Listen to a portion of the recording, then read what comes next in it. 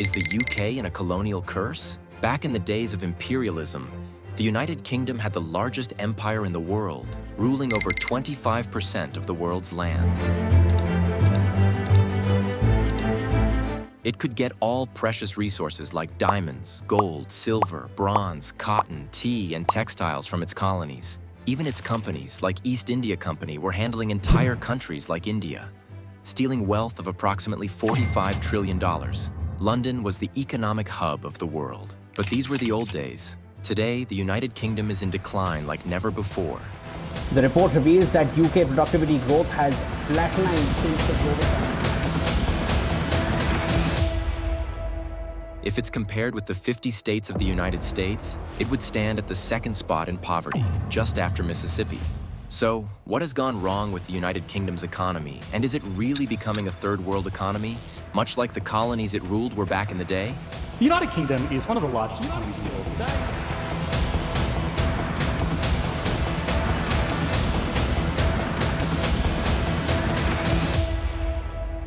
The story of Britain's economic decline started in 2008 when the global financial crisis hit hard.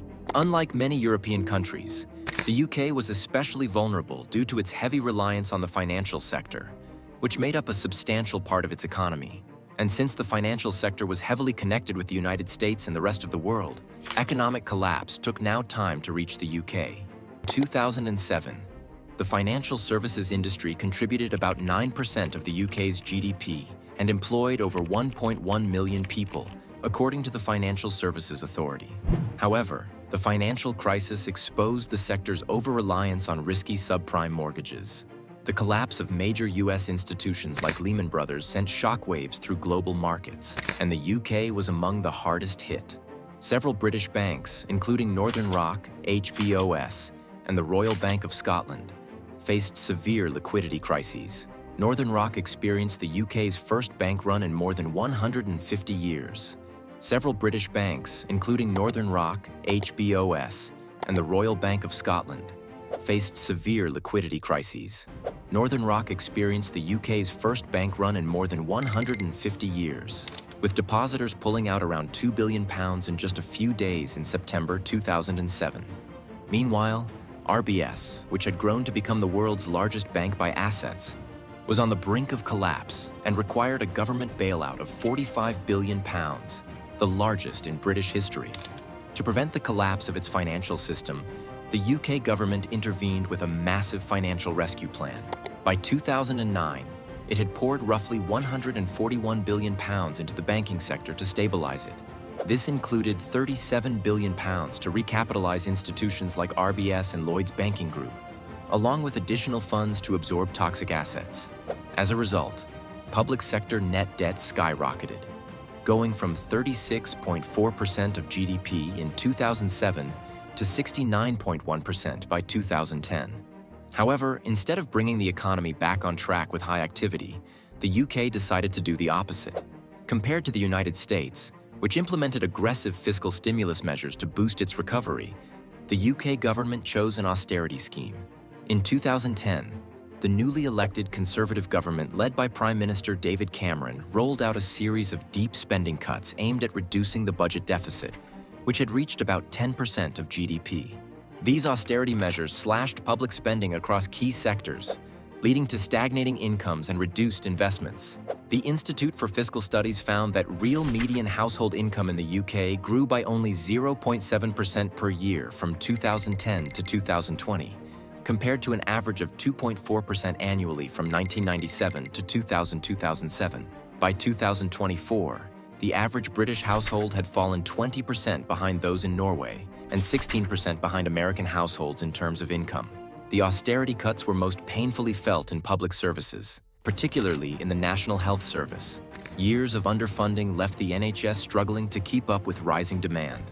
By 2023, a staggering 7.7 million people, about 1 in 7 Britons, were on waiting lists for medical treatments, according to the British Medical Association, BMA. The ripple effect of austerity didn't stop there. The Law Society reported a backlog of 65,000 cases in Crown courts and 300,000 criminal cases pending in magistrates' courts by 2024. A survey by Ipsos Mori revealed that 80% of Britons believe public services have significantly deteriorated over the past 5 years. The long-term consequences of austerity have eroded trust in public institutions as citizens witness declining standards in healthcare, education, and justice. However, something interesting happened. Despite the broader economic decline, London remains an economic powerhouse. In 2022, the capital contributed £652 billion to the UK's GDP. If it were an independent state, London would rank as the 22nd largest economy globally, outpacing countries like Argentina and Sweden. However, the prosperity of London is not mirrored across the rest of the UK. Research from the Centre for Cities shows that London and the South East account for nearly 50% of the UK's total GDP, despite comprising only 34% of its population. This has led to what economists describe as a two-speed economy, where London thrives while the rest of the country lags behind. Regions outside London, such as the North East and West Midlands, suffer from some of the lowest productivity rates among G7 nations, with levels 25% below the national average. Furthermore, the UK's over-reliance on financial services has come at the expense of its industrial base, with manufacturing's contribution to GDP shrinking from 16% in 1990 to just 8% today. Over the last 2 decades, manufacturing output has plummeted by 30%, according to the Manufacturing Technologies Association. Here's a reminder to please like and share the video and subscribe to our channel to watch more videos on Africa's geopolitics, economy, and changing landscape. Let's continue now. As if this was not enough, the UK decided to leave the European Union, which many believe was a self-inflicted wound. When the 2016 Brexit referendum promised economic sovereignty, many believed it would usher in a new era of growth. In reality, it made matters worse. The Bank of England reported that in the years following the vote, foreign direct investment plummeted by 25% between 2016 and 2021.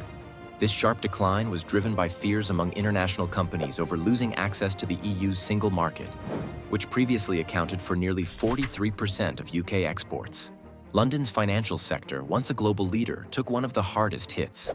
According to a study by Ernst & Young, over 440 financial firms relocated parts of their operations to EU cities like Frankfurt, Dublin, and Paris, shifting an estimated $1.4 trillion in assets out of the UK.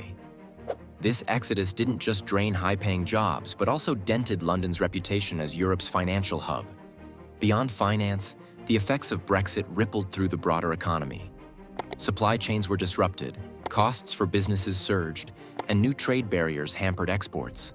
As the UK was trying to handle these problems, it was hit by another crisis, the COVID-19 pandemic, which sent the economy into a tailspin. The government responded by borrowing an additional £280 billion to fund emergency measures, according to the National Audit Office. This massive financial intervention supported furlough schemes, business grants, and social benefits, initially preventing widespread bankruptcies and job losses. However, these measures came with a heavy price tag that worsened the long-term fiscal outlook. In just 3 months, the UK's GDP dropped by 19.8%. Perhaps it was highly unfortunate for the UK that whenever it began to stand on its feet, a crisis would hit it. That happened in 2022, just as the UK began to find its footing after the pandemic. Russia's invasion of Ukraine in 2022 sent shockwaves through global energy markets, further destabilizing an already fragile economy. With the UK heavily dependent on energy imports, electricity prices skyrocketed nearly tenfold. To cushion households from this energy shock, the government introduced financial support packages worth between £60 billion and £100 billion. While this intervention provided short-term relief, it added even more pressure to the national debt.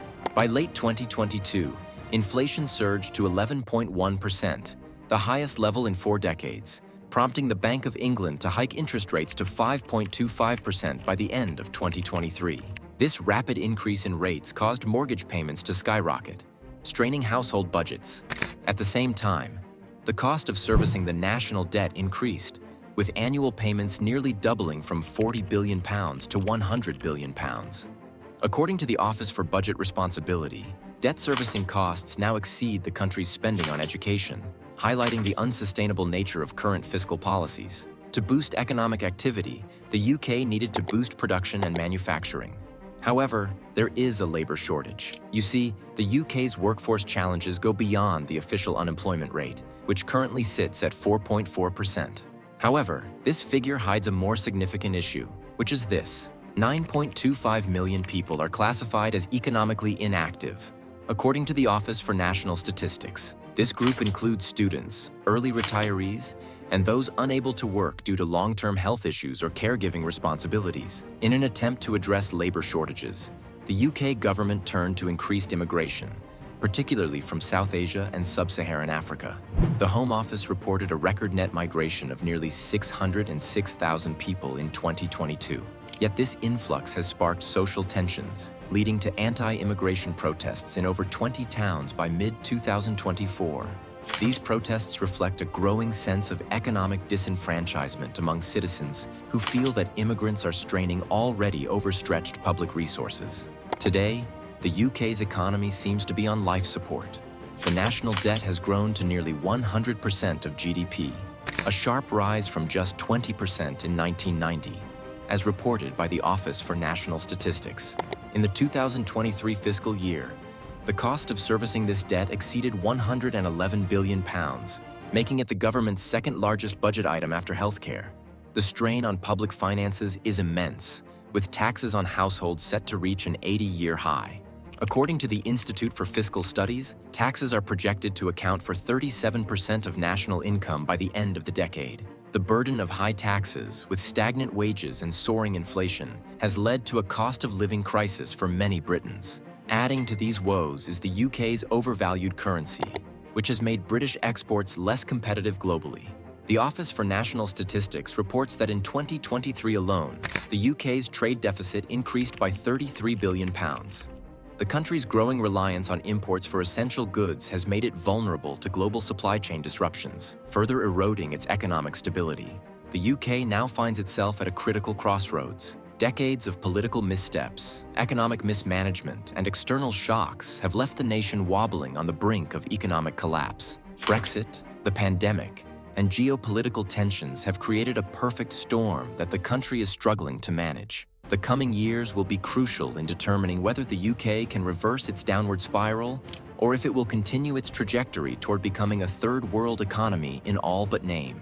The question now is whether the UK can have the political will and leadership needed to steer itself away from economic disaster.